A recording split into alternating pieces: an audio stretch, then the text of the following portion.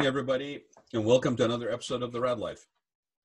Today, we are in, depending on when you started and what part of the world you're either in week 2 or you're in week 3. But the point is that we are now experiencing and have been told that we have now an extension, because regardless of when you started, April 1st, which is today, was going to be, let me do this again.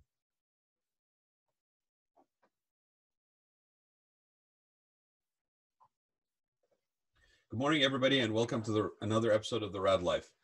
So depending on where you are in the world, this week is either your second week or third week of this coronavirus crisis that we're all involved in globally.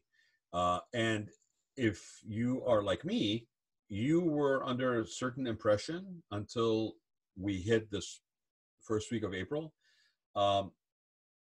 Because we were told that we were only going to need to sequester and stay indoors and shelter, if you will, physical distance for a certain duration of time. And universally, that has now been extended. And I think what I'm hearing from people, and it's totally understandable, is that they are now facing a new reality. The first couple of weeks, they were hunkering down. It was a manageable thing. We get caught up on our honey-do lists. We do some gardening that we didn't get the chance to after we hoard all the toilet paper, paper towels, that we can get. We've stocked the food like we haven't done in a long time. And now we basically just wait this thing out. It's a short duration of time. We are going to be okay.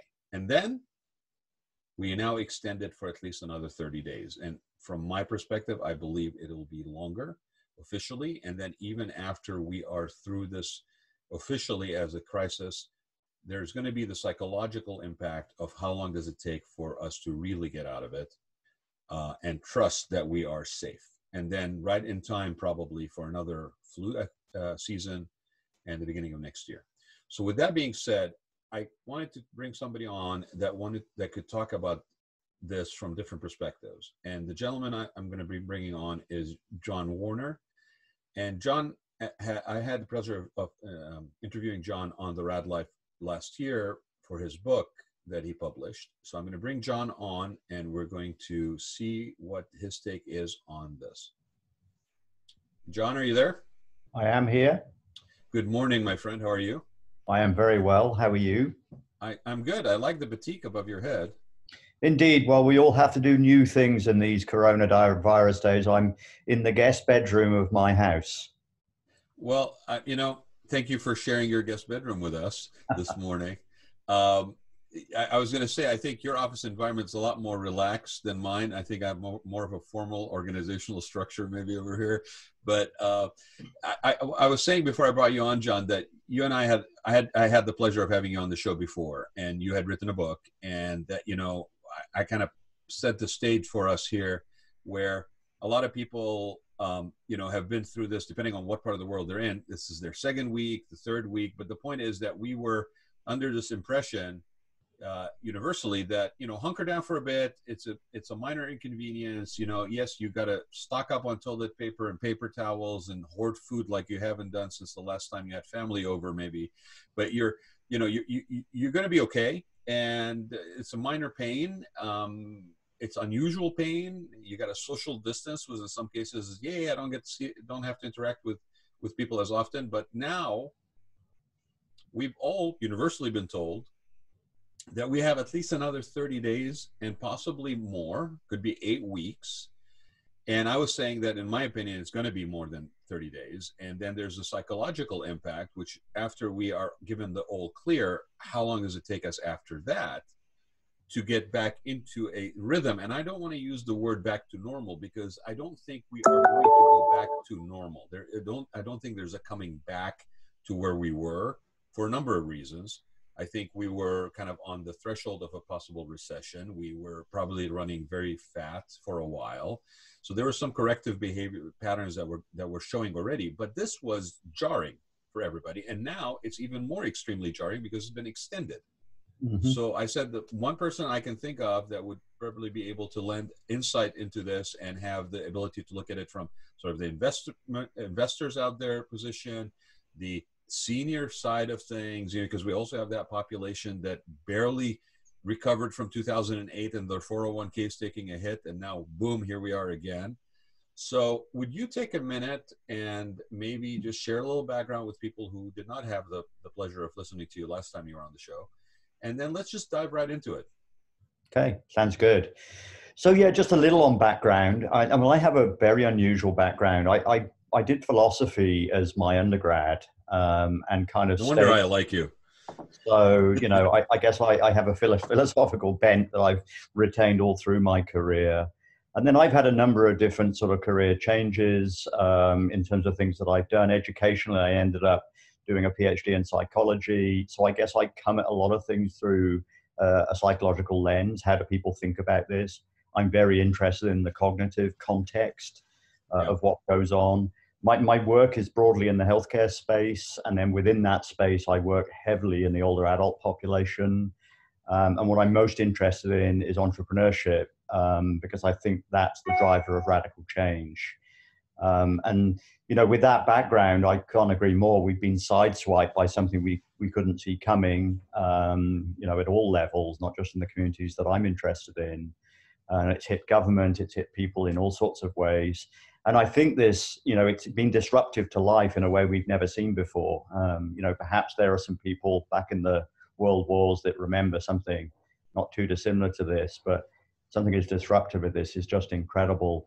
And I'm experiencing it not just personally, but in terms of the communities we serve, not the least of which is in the senior world. We Yeah. closed the senior centers that I'm associated with very quickly in this crisis. But of course, that left a legacy of all sorts of things that we just couldn't do. Meals being one, food security suddenly became massively important because we were serving congregate meals. Right. How do you deliver 1,000 meals a day, to people's homes when you were just dragging them all into one place to do it previously? Right. So it's just an incredible change. Well, and to that point, I mean, I'm on the board of an organization called Project Independence that actually provides work opportunities for people with special needs and mental challenges. And part of our clients, we refer to them as clients, part of our clients were actually acting in a support capacity for like Meals on Wheels, for example. Yeah, You know, absolutely. and those people now are not only basically unable to provide the support for a very, very needed service for people who are shuttered. I guess they were staying in place way before that became popular, right? The old seniors, and Absolutely. almost to the point of isolation, but also their own livelihood, their own job security, their own sense of purpose has now gone out the window. Absolutely. um, at daycare centers. Thank you for bringing that up because I plan to have people from, I think, Agewell, which is an organization here that manages all the senior centers in South County. Um, I also have had the CEO, the executive director on, and I'm going to bring him back on to talk about this because that's a population that I have not heard a lot of discussion about in the Mhm. last couple of weeks, unless you are in the community. I have not seen a lot of conversation on a national level regarding seniors, other than they are a vulnerable population That's for right. coronavirus. But the life impact, the health impact, I have not heard of that. So I'm sorry, I'm really saddened to hear that, but it's totally, I'm sure, not a unique case. I'm sure it's spread all over the country. Exactly right. So, 10,000 senior centers are facing this crisis from a senior's perspective. And then what you said about vulnerable population, I think, is critical. So we didn't discuss this the last time, but I have an autistic son who's 30 years of age. He lives in North San Diego County. Luckily, in the group that he's in, there's probably a couple of hundred people living in group homes. Mm-hmm. None of them have got coronavirus, luckily so far, but they are hunkered down more than you and I. And they're completely confused. They don't understand why. And what they most fear is somebody gets it, not just because they can infect others, but because if they go off to hospital, they will not understand. No one can advocate for them. No one can go with them and hold their hand and say, this person sees the world in a different way. So you're right, that isn't really in the news right now. And yet it's a massive fear, for quite a big population of people. The So autism let me let, population. let's just get a little philosophical for a minute, if you don't mind. I know you don't mind, so I'm I'm going to bring it. Okay. When this thing first started, I will admit I was very skeptical. I was skeptical not because it wasn't in my mind a serious medical condition, not that it somehow outpaced other things like H1N1 or losses from, Spanish flu or any of that stuff that we've had. And anybody who's interested really to look at the number side of it, and I tend to be philosophical, but I also tend to be pragmatic enough to look at numbers. You go to Wikipedia and look at endemics and see what the numbers are. It'll give you it all the way back to like 1700s or something. That's right. It's kind of fascinating that we even have that data, to be honest. Yeah. But there were crises where we lost 1 million, 2 million, 3 million people globally. That's right. And so I was a little skeptical. I was skeptical in that, was this another case of fear really motivating and pushing how we are dealing with this? Granted, we were in the United States, and I think mostly all over the world, sort of caught behind the 8 ball in terms of not really putting into place preventive measures or getting ahead of it. Granted, okay, but the chaotic nature of things, the absoluteness of do's and don'ts and shutdowns, and people were not given a chance to adapt a little bit and feel like they were part of what decisions were being made. It was just very top down. And in that, I think it probably, I don't know if you agree with me, I thought it even caused more fear. Mm-hmm. And so that, that started to feed on itself. I loved when I heard that, people tried to return the 114 rolls they bought per 14 days to Costco, and Costco wouldn't take it back. Absolutely. Okay. I'm going, what happened? I was afraid, so I bought all the toilet paper, and then now I'm okay, kind of. So now I bring it back, but then I didn't understand, why would Costco, that takes everything back, not take out toilet? I mean, was it an unpack? It was punishment for being a hoarder, I think, Brad. No, I said yes, Costco, but it didn't make no sense. Your policy basically is take anything back, and now you're not taking back toilet paper. Yeah. So do you agree that sort of that fear that maybe was not necessarily baseless, but was exaggerated, was sort of fed on itself there? Yeah, I do. And I think in a catastrophic event, and we know this from history, as you alluded to, that when something is highly catastrophic and, we see a population of people, going the whole way, which is dying ultimately. And we saw this happening in China early on. And then we start to realize that it's got the potential to spread. I think this is a very classic traveling through Maslow's hierarchy. We're all looking up and thinking, how can we self-actualize in our lives, particularly in places like the US, where we have a very high quality of living. But all of a sudden, we're dragged right back into, the basic needs. Basic needs. Mm-hmm. Yeah, food and water. Shelter, food, water. Shelter, exactly. And I think when we're in that shock, I think anxiety and fear drives out a lot of rational thinking. And I think we have to slowly build ourselves up or pull ourselves up by the bootstraps, because it's very easy to catastrophize. And we've seen a fair bit of that.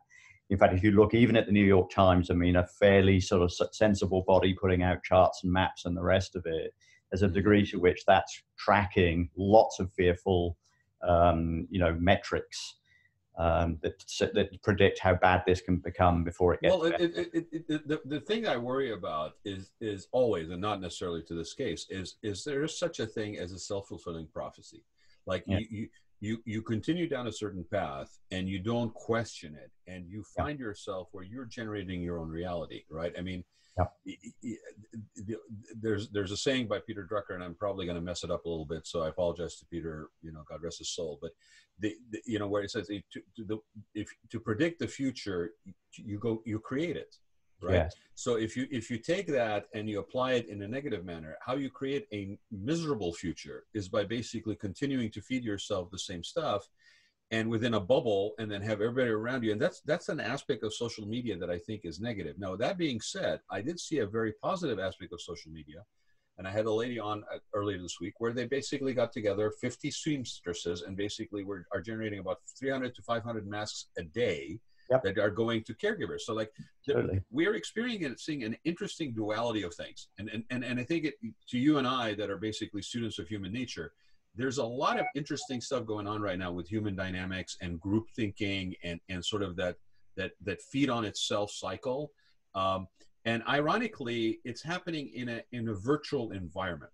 Yeah. Like, I don't Great. think we've ever in history had this sort of mass mob or mass herd mentality that's taken place over a crisis of this nature and magnitude on a global scale in a That's right. virtual environment. It required people to be within proximity of one another before. Not That's right. anymore.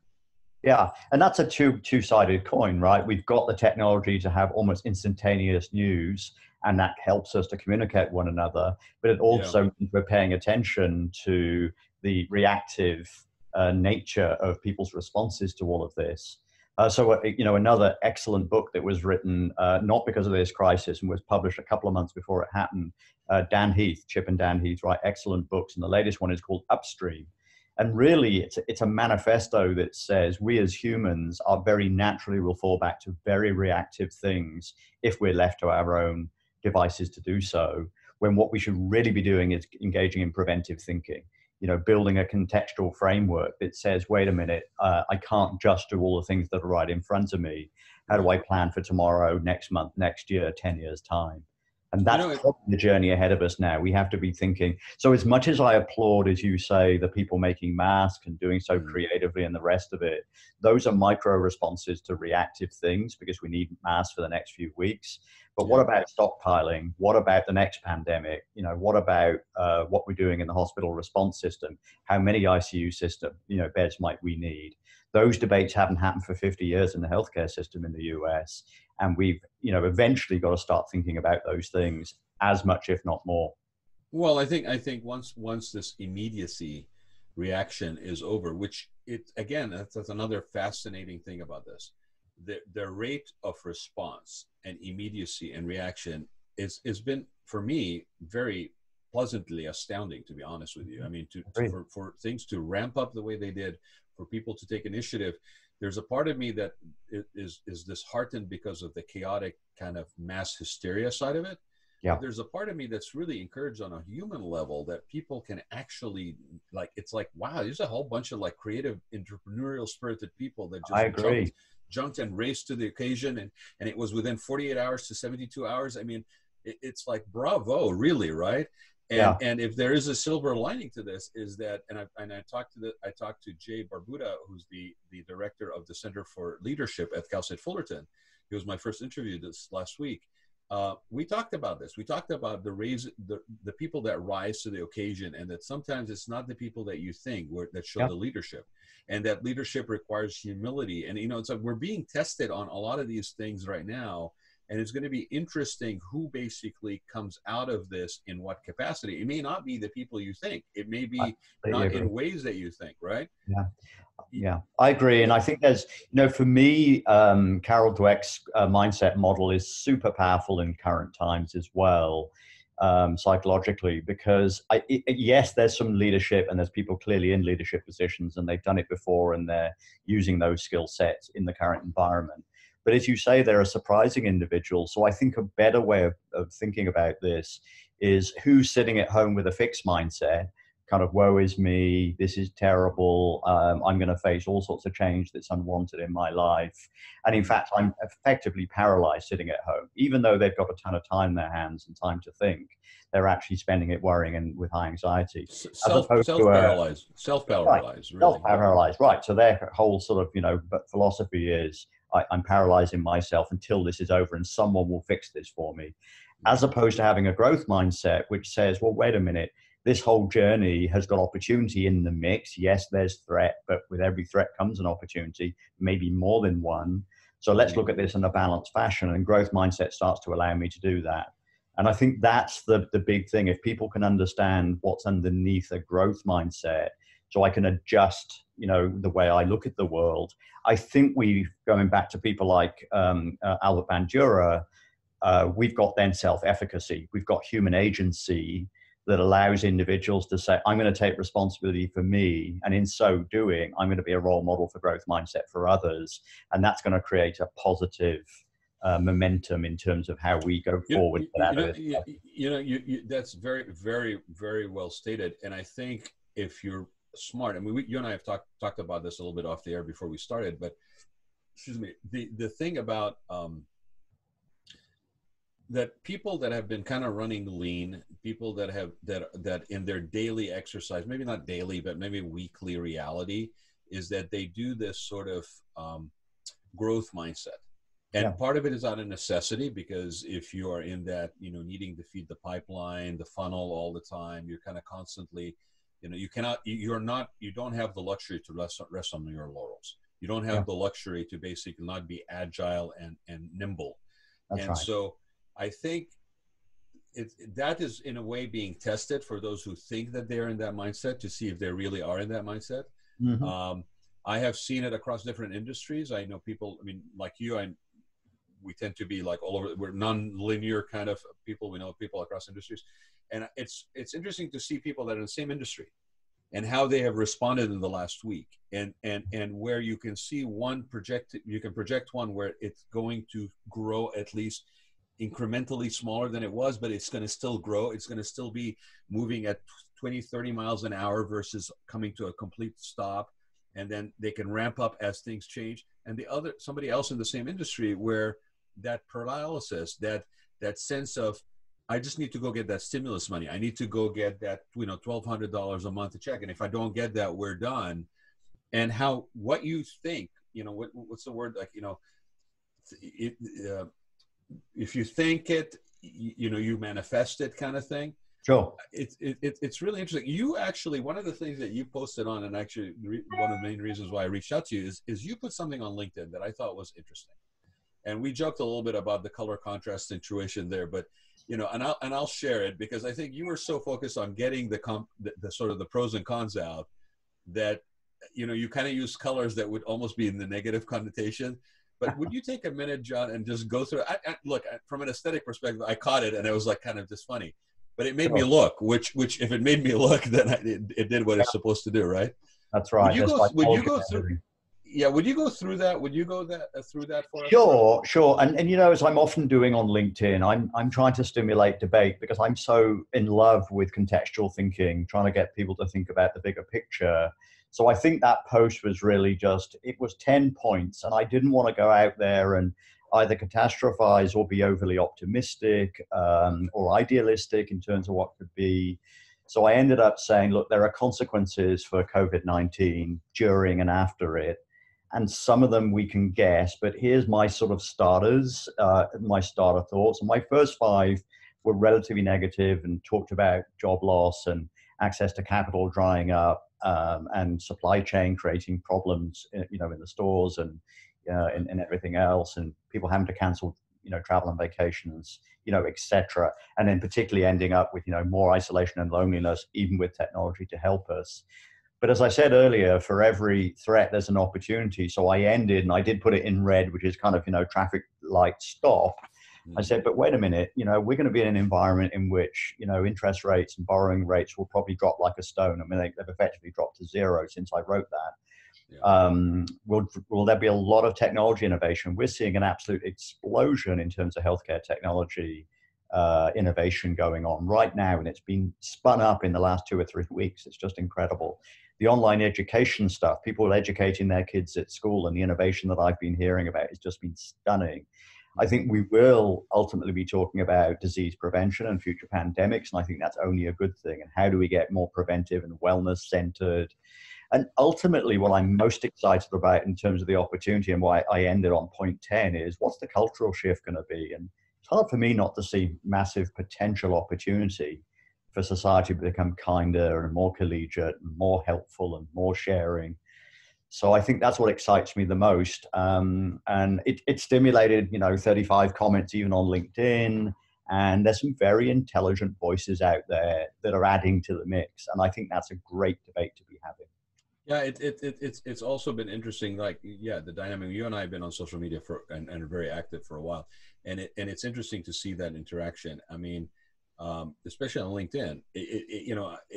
Part of it is we just have, we're not going anywhere and we have time on our hands. So you could look at that as a negative because, oh my God, we're just basically spinning our wheels doing nothing. I look at it as being, and maybe it's from an entrepreneurial kind of a marketing mindset, that makes for a captive audience. Yes. Yeah. So again, to all people that are basically posting all kinds of stuff, you are now in a situation where people are more aware, they're paying more attention, because you can only binge on Netflix so much. You Yeah, can only watch so much YouTube, right? And cats basically pointing fingers at women on the other side of the screen. It's sure. like, right, people are paying attention, and so it is actually an opportunity to craft your message in such a way that you may be able to differentiate yourself as a voice out there. You may Sure. be able to be of service, which is really, this is another thing right now. It's not about, how many clients I signed this month.